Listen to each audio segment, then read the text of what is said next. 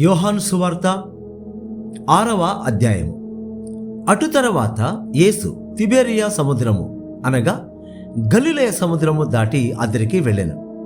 రోగుల ఎడల ఆయన చేసిన సూచక క్రియలను చూచి బహుజనులు ఆయనను వెంబడించిరి. యేసు కొండ ఎక్కి అక్కడ తన శిష్యులతో కూడా కూర్చుండెను. అప్పుడు పస్కా అను యూదుల పండుగ సమీపించెను. కాబట్టి యేసు కన్నులెత్తి బహుజనులు తన ఎదుకు వచ్చుట చూచి, వీరు భుజించుటకు ఎక్కడ నుండి రొట్టెలు కొని తెప్పింతుమని పిలుపునడిగాను. గాని ఏమి చేయనై ఉండేనో తానే ఎరిగి ఉండి అతనిని పరీక్షించుటకు అలాగడిగాను. అందుకు పిలుపు, వారిలో ప్రతివాడును కొంచెము కొంచెము పుచ్చుకొనుటకైనను 200 దేనారముల రొట్టెలు చాలవని ఆయనతో చెప్పాను. ఆయన శిష్యులలో ఒకడు, అనగా సీమోను పేతురు సహోదరుడైన అంద్రెయ, ఇక్కడ ఉన్న యొక్క చిన్నవాని యొద్ద 5 యవల రొట్టెలు 2 చిన్న చేపలు ఉన్నవి గాని ఇంతమందికి ఇవి ఏమాత్రమని ఆయనతో అనగా, యేసు జనులను కూర్చుండబెట్టుడని చెప్పాను. ఆ చోట చాలా పచ్చిక ఉండెను గనుక లెక్కకు ఇంచుమించు 5,000 మంది పురుషులు కూర్చుండేరి. యేసు ఆ రొట్టెలు పట్టుకొని కృతజ్ఞతాస్తుతులు చెల్లించి కూర్చున్న వారికి వడ్డించెను. అలాగున చేపలు కూడా వారికి ఇష్టమైనంత మట్టుకు వడ్డించెను. వారు తృప్తిగా తినిన తరువాత ఏమీ నష్టపడకుండా మిగిలిన ముక్కలు పోగు చేయడని తన శిష్యులతో చెప్పాను. కాబట్టి వారు భుజించిన తర్వాత వారి యొద్ద మిగిలిన 5 యవల రొట్టెల ముక్కలు పోగు చేసి 12 గంపలు నింపిరి. ఆ మనుషులు యేసు చేసిన సూచక క్రియను చూచి, నిజముగా ఈ లోకమునకు రాబో ప్రవక్త ఈయనే అని చెప్పుకొనిరి. రాజుగా చేటుకు వారు వచ్చి తను బలవంతముగా పట్టుకొనబోచున్నారని యేసు ఎరిగి మరలా కొండకు ఒంటరిగా వెళ్ళెను. సాయంకాలం అయినప్పుడు ఆయన శిష్యులు సముద్రం వద్దకు వెళ్ళి దోణి ఎక్కి సముద్రపు టద్దరినున్న కపర్నహూమునకు పోవుచుండిరి. అంతలో చీకటాయను గాని యేసు వారి యొద్దకు ఇంకనూ రాలేదు. అప్పుడు పెద్ద గాలి విసరగా సముద్రము పొంగుచుండెను. వారు ఇంచుమించు 2 కోసుల దూరము దోణెను నడిపించిన తర్వాత యేసు సముద్రం మీద నడుచుచు తమ దోణె దగ్గరకు వచ్చుట చూచి భయపడిరి. అయితే ఆయన, నేనే, భయపడకూడని వారితో చెప్పాను. కనుక ఆయనను దోణి మీద ఎక్కించుకున్నకు వారిష్టపడిరి. వెంటనే ఆ దోణి వారు వెళ్ళుచున్న ప్రదేశమునకు చేరెను.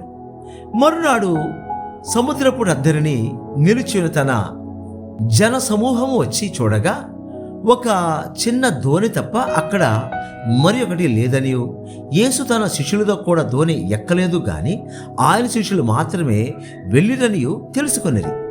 అయితే ప్రభు కృతజ్ఞతాస్తుతులు చెల్లించినప్పుడు వారు రొట్టె భుజించిన చోటునకు దగ్గరనున్న తిబెరయ నుండి వేరే చిన్న దోణెలు వచ్చెను. కాబట్టి యేసును ఆయన శిష్యులను అక్కడ లేకపోట జనసమూహము చూచినప్పుడు వారా చిన్న దోణెలెక్కి యేసును వెదకుచు కపర్నహూమునకు వచ్చిరి. సముద్రపు తడ్డరిని ఆయనను కనుగొని, బోధకుడా, నీవెప్పుడు ఇక్కడికి వచ్చితివని అడుగగా, యేసు, మీరు సూచనలను చూచుట వలన కాదు గాని రొట్టెలు భుజించి తృప్తి పొందుట వలననే నన్ను వెదకుచున్నారని మీతో నిశ్చయంగా చెప్పుచున్నాను. క్షయమైన ఆహారము కొరకు కష్టపడకుడి గాని నిత్య జీవము కలుగజేయు అక్షయమైన ఆహారము కొరకే కష్టపడుడి. మనుష్య కుమారుడు దానిని మీకిచ్చెను. ఇందుకై తండ్రి అయిన దేవుడు ఆయనకు ముద్ర వేసి ఉన్నాడని చెప్పెను. వారు, మేము దేవుని క్రియలు జరిగించుటకు ఏమి చేయవలనని ఆయనను అడుగగా, యేసు, ఆయన పంపిన వారి యందు మీరు విశ్వాసం ఉంచుటే దేవుని క్రియ అని వారితో చెప్పాను. వారు, అట్లయితే మేము చూచి నిన్ను విశ్వసించుటకు నీవు ఏ సూచక క్రియ చేయుచున్నావు, ఏమి జరిగించుచున్నావు? భుజించుటకు పరలోకము నుండి ఆయన ఆహారం వారికి అనుగ్రహించెను అని వ్రాయబడినట్టు మన పితరులు అరణ్యములో మన్నాను భుజించిరని ఆయనతో చెప్పిరి. కాబట్టి యేసు పరలోకం నుండి వచ్చు ఆహారము మోషే మికియలేదు, నా తండ్రియే పరలోకం నుండి వచ్చు నిజమైన ఆహారము మీకు అనుగ్రహించుచున్నాడు.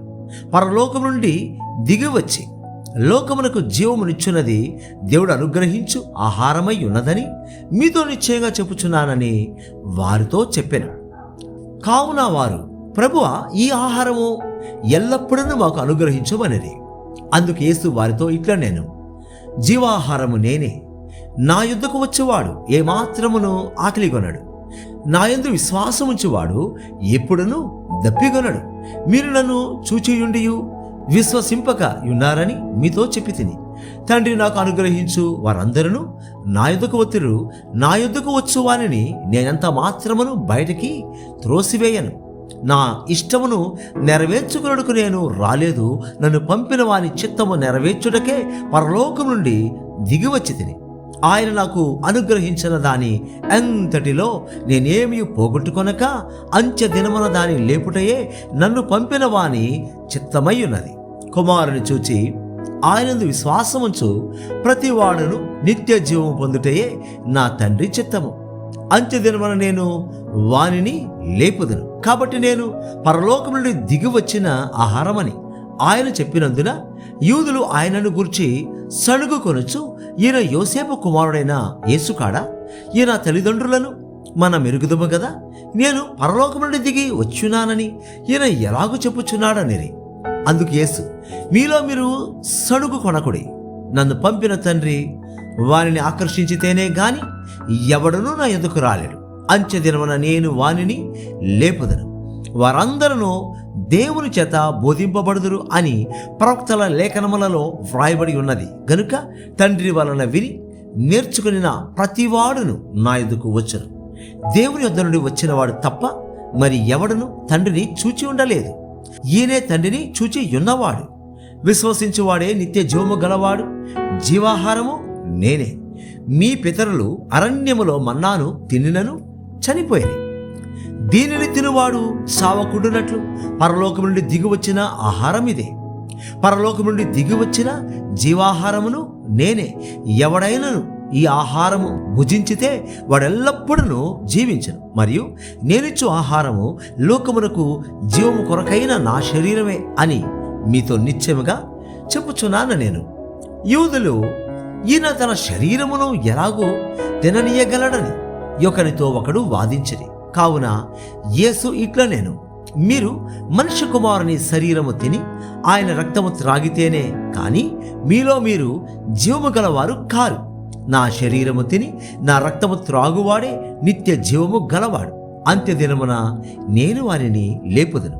నా శరీరము నిజమైన ఆహారమును, నా రక్తము నిజమైన పానమునై ఉన్నది. నా శరీరము తిని నా రక్తము త్రాగువాడు నా యందును, నేను వాని యందును నిలిచియుందము. జీవముగల తండ్రి నన్ను పంపెను గనుక నేను తండ్రి మూలముగా జీవించుచున్నట్టే నన్ను తినువాడును నా మూలంగా జీవించను. ఇదే పరలోకము నుండి దిగువచ్చిన ఆహారం.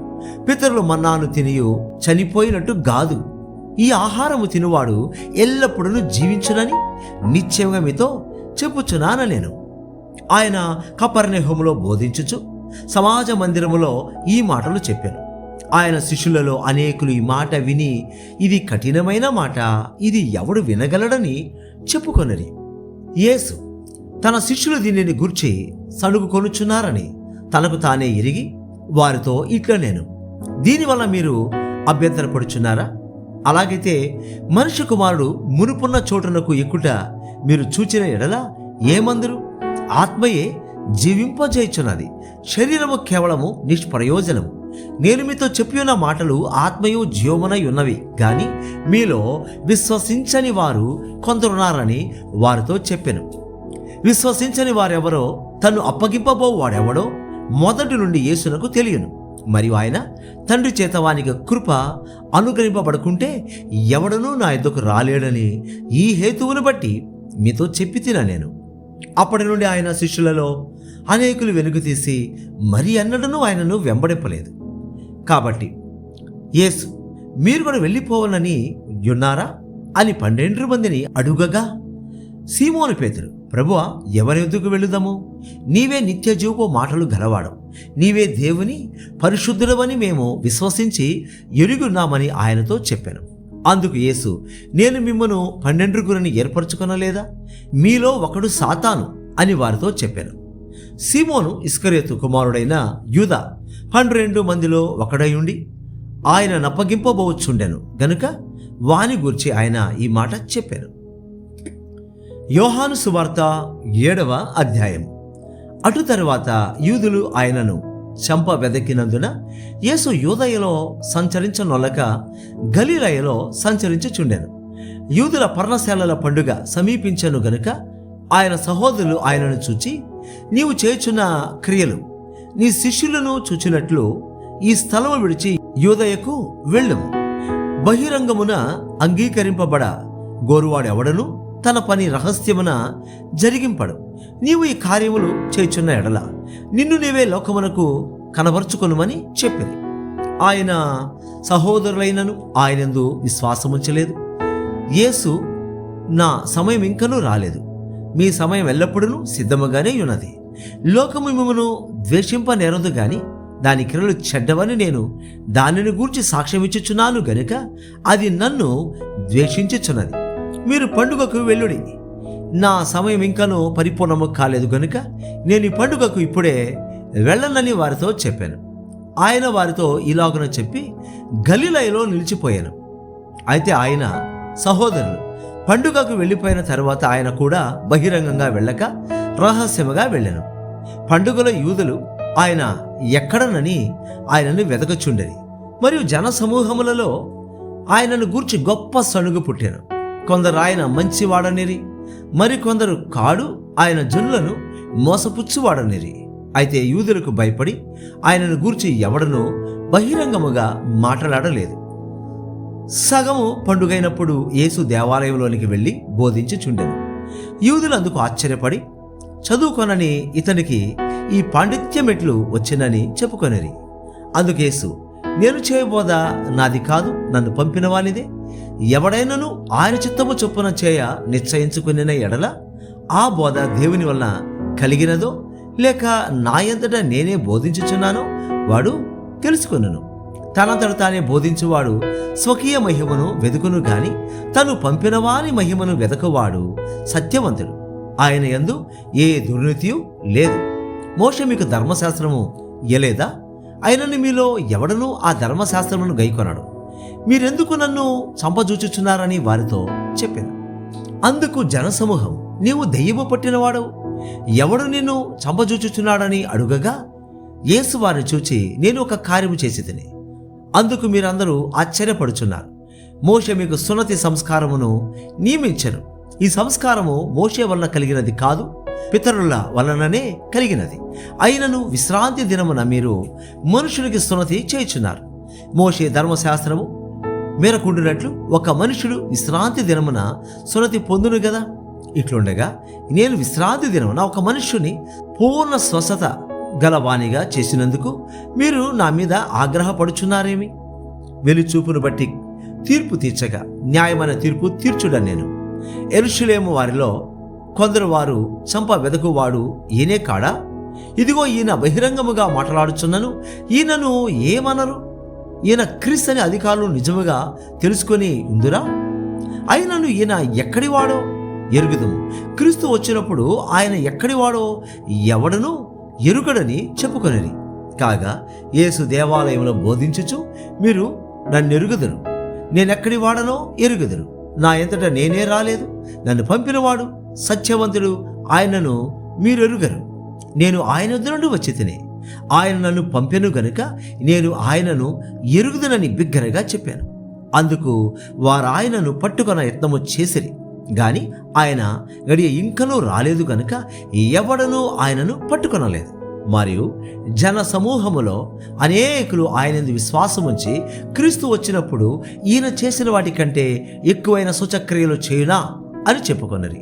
జన సమూహము ఆయనను గూర్చి ఇలాగు సణుగుకొనుట పరిసయ్యులు వినినప్పుడు ప్రధాన యాజకులను పరిసయ్యులను ఆయనను పట్టుకొనుటకు బంట్రౌతులను పంపిరి.